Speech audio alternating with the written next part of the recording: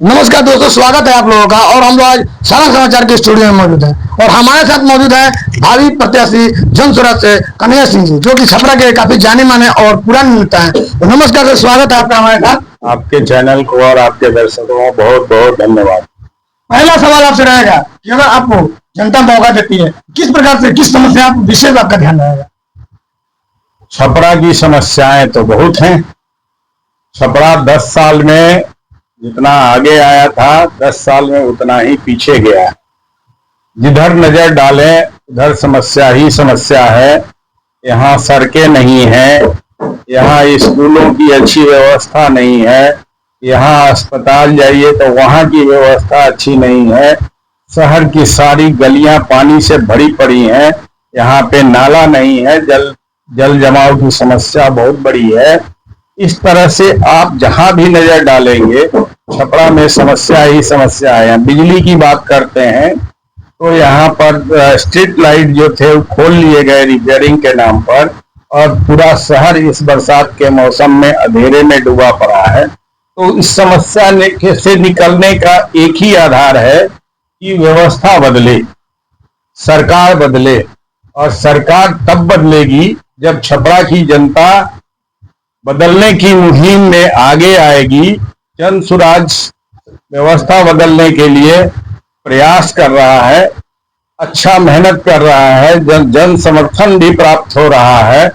ऐसा लगता है कि छपरा की जनता, बिहार की जनता के नजरों में बदलाव आवश्यक है, तो जन स्वराज के सरकार को मौका देगी और सारी व्यवस्थाएं सुदृढ़ हो जाएंगी।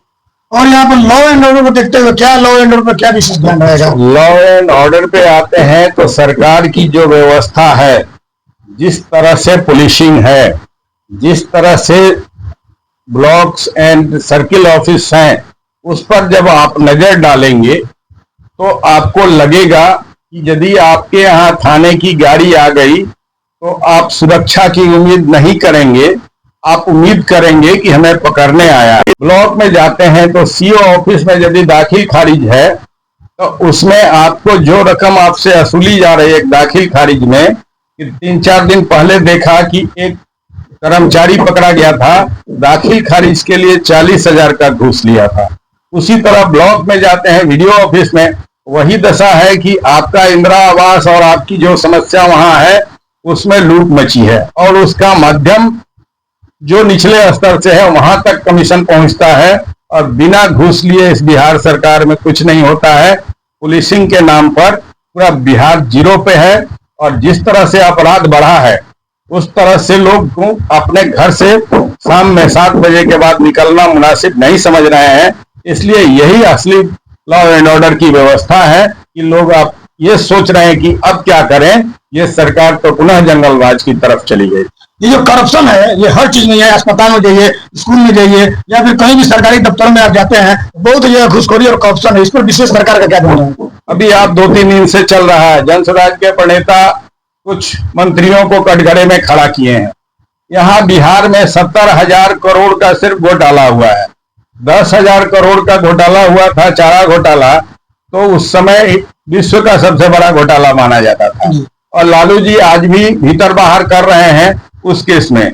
लेकिन 70,000 रुपए का घोटाला बिहार के जनता का जो हुआ है, यदि ये लोग, हमारी सरकार जन स्वराज की सरकार आती है तो लगता है कि ये सरकार 20 साल का हिसाब देगी और लगभग सभी लोग जेल में होंगे, जिससे ये साबित हो रहा है कि 70,000 करोड़ ऐसे नहीं आता। रही बात सरकार की, तो कोई योजना में यदि कमीशन खोरी होती है तो नीचे से लेकर ऊपर तक जाता है, ऊपर तक समझते हैं मंत्री और मुख्यमंत्री तक जाता है। तो यहाँ की जनता को ये समझना चाहिए कि ये कर्मचारी ले रहा है, सीओ को दे रहा है, बीडीओ को दे रहा है, जो भी उसके अधीनस्थ कर्मचारी पैसे लेते हैं, उससे वो सरकार के ऊपरी स्तर तक जाता है। तो ये जो व्यवस्था बिगड़ी है ऊपर से बिगड़ी है, न कि नीचे से बिगड़ी है।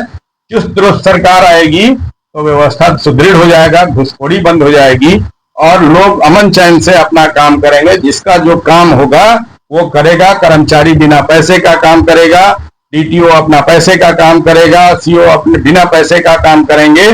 जो बिगड़ी व्यवस्था है इसको बंद करना पड़ेगा, और वो नई सरकार जब आएगी जो ईमानदार सरकार होगी, उसका मुखिया खुद ही ईमानदार होगा, तभी बदलेगा, अन्यथा जो भुगत रहा है बिहार की जनता वो भुगतती रहेगी। छपरा की जनता को लास्ट क्या कहना चाहेंगे आप जनसुराज को लेकर? छपरा की जनता को यही कहना चाहेंगे कि आप जातिवाद से ऊपर उठिए, एक अच्छे नेतृत्व का चुनाव करिए, एक अच्छी सरकार, एक अच्छी पार्टी को एक बार मौका दीजिए।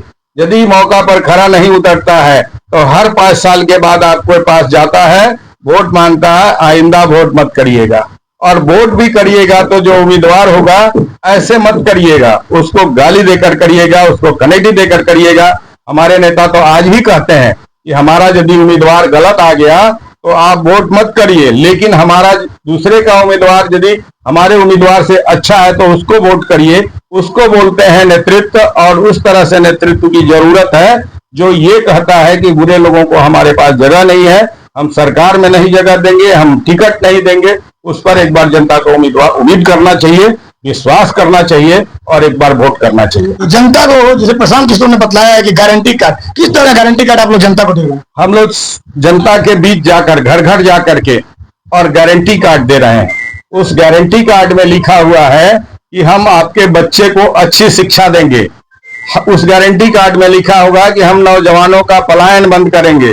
उस गारंटी कार्ड में लिखा हुआ है कि हम वृद्धों को 2000 रुपए का पेंशन देंगे। उसमें ये गारंटी कार्ड में लिखा हुआ है कि हम बेरोजगार और महिलाओं को 4% के बैंक ऋण उपलब्ध कराएंगे और उनसे रोजगार करवाएंगे। उस कार्ड में लिखा हुआ है कि मनरेगा से मजदूर उस किसान को उपलब्ध कराएंगे जो नकदी खेती करके अपना पैदावार को आगे बढ़ाएंगे, नकदी खेती से बिहार का सम्मान बढ़ाएंगे और पूरे प्रदेश को भेजेंगे, स्टेट इंडिया को खिलाएंगे हमारी सब्जी फल इत्यादि जो होगा। इसके लिए गारंटी देकर मनरेगा से मजदूर उपलब्ध कराने का गारंटी दे रहे हैं। अब इससे ज्यादा आप क्या चाहिए? हम तो कह रहे हैं कि हमारी सरकार आएगी तो हम आपके बच्चे को 15 साल तक के बच्चे को प्राइवेट स्कूल में पढ़ाएंगे। आपका घर दूर है तो हम उससे बस से ले जाएंगे। हम ये कह रहे हैं कि पहले हम हर प्रखंड में एक मॉडल स्कूल तैयार करेंगे, जहां सेंट्रलाइज बड़ा विद्यालय होगा, वहां आपके बच्चे को पढ़ाएंगे, वहां स्मार्ट टीचर देंगे। हम ये कह रहे हैं कि छठ के बाद हमारी सरकार आती है, जनसुराज की सरकार आती है, तो छठ के बाद 50 लाख वो नौजवान जो बाहर में छोटी रकम 15,000 और 10,000 और 20,000 की नौकरी करने के लिए गए हैं, उनको यहीं पर नौकरी देंगे और उनसे काम लेंगे। उनको 10,000, 15,000, 20,000 तक का रोजगार देंगे। हम ये बात करते हैं कि हमारी सरकार आएगी कि हम 2,000 रुपया वृद्ध को पेंशन देंगे, महिला और पुरुष, और उसके साथ विकलांग और विधवा को 2,000 रुपया का पेंशन उपलब्ध कराएंगे। ये हम गारंटी दे रहे हैं। हम ये भी कह रहे हैं कि हमारी सरकार आती है तो हम 4% में ऋण उपलब्ध कराएंगे और हर बेरोजगार हाथ को रोजगार में मदद करने के लिए, रोजगार कराने के लिए 4% के ब्याज पर बैंकों से ऋण दिलवा करके रोजगार कराएंगे। और हम ये भी कह रहे हैं गारंटी कार्ड में कि हम आपके किसानी यदि आप करते हैं, हमारे किसान मजदूर जो पंजाब में जाकर आलू कोड़ने और गेहूं काटने और थ्रेसिंग करने के लिए जो वहां काम करते हैं, मैं उनसे यही काम लूंगा और 365 दिन का गारंटी दे करके उनसे काम कराऊंगा और आप नकदी फसल की खेती करेंगे। उससे समृद्ध बिहार बनेगा, समृद्ध परिवार बनेगा, आपका समृद्ध छपरा बनेगा। इसलिए हम लोग ये गारंटी कार्ड बांट रहे हैं। छपरा की मुख्य जो है दिक्कत है जल जमाव और ट्रैफिक, इस पे क्या कहेंगे? देखिए, जब तक ये सरकार, पहले ही से मैं कहते आया हूं कि ये सरकार निष्क्रिय सरकार है। इसके मुखिया का मानसिक स्थिति अच्छा नहीं है। ये जल जमाव की समस्या जो है, ये सबको मालूम है कि घर से निकलने के बाद उसको 2 फीट 1.5 फीट पानी पार करके जाना होगा। यहाँ की नालियां ऊपर हैं और सड़कें नीची हैं। ये सरकार के नजर में भी है, उस रास्ते से पदाधिकारी भी जाते हैं, वो भी देखते हैं कि नाला ऊपर है और सड़क नीचे है तो जल जमाव होगा ही। इसको बदलने की जरूरत है। इन लोगों की नींद तब खुलेगी जब ऊपर से कुछ अच्छा डोज दिया जाएगा। रह गया ट्रैफिक की समस्या, तो ट्रैफिक की समस्या ट्रैफिक वाले ऑफिसर्स हैं, डीटीओ हैं, वो तो वसूलने में लगे हैं। उनको टारगेट मिला हुआ है 2 करोड़ दो, 5 करोड़ दो, 25 करोड़ दो, और वो टारगेट के फेर में 4 लाइन और जहां तहां चौक चौराहे पर मिलेंगे और गाड़ियों को पकड़ करके आधा सरकार में भेजेंगे, अपना आधा जेब भरेंगे। इसलिए ट्रैफिक व्यवस्था दूर नहीं है। ट्रैफिक व्यवस्था के अधिकारी को मैं कहता हूं कि आप एक बार 10 बजे निकलिए और आप रास्ता ढूंढिए। यदि आप पटना की तरफ से आ रहे हैं, डोरीगंज गांव की तरफ से आ रहे हैं, तो रास्ता ढूंढिए कि जल्दी से जल्दी हम कोर्ट कैसे पहुंचे। तो आपको गांधी चौक से दाहिने अब नेवाजी टोला जाना होगा, बाजार समिति जाना होगा, कचहरी स्टेशन आकर के तब आप कचहरी जाएंगे। 1 किलोमीटर के बदले 9 किलोमीटर चलना पड़ता है। तो मैं मांग करता हूं सरकार से और पदाधिकारियों से कि ठीक है आपका डबल डेकर का पुल बन रहा है, लेकिन वन वे ट्रैफिक दो, एक तरफ क्लियर कराओ, दूसरे तरफ काम लगाओ कि एक तरफ से लोग आए जाएं। सिर्फ ट्रैफिक की व्यवस्था गड़बड़ नहीं है, सारे दुकानदार दिन भर बैठ करके दुकानों में मक्खी मार रहे हैं। ये अफसोस की बात है और सरकार की नींद नहीं खुलती है। मंत्री तो आते हैं तो 4 लेन से बना हुआ है, नितिन गडकरी जी के सहयोग से उड़ते चले जाते हैं सिवान और गोपालगंज और छपरा। उनको एक बार शहर में घुसना चाहिए, गांधी चौक से घुसना चाहिए, नेवाजी टोला चौक से घुसना चाहिए, तब पता चलेगा कि छपरा की जनता कैसे ट्रैफिक व्यवस्था को झेल रही है।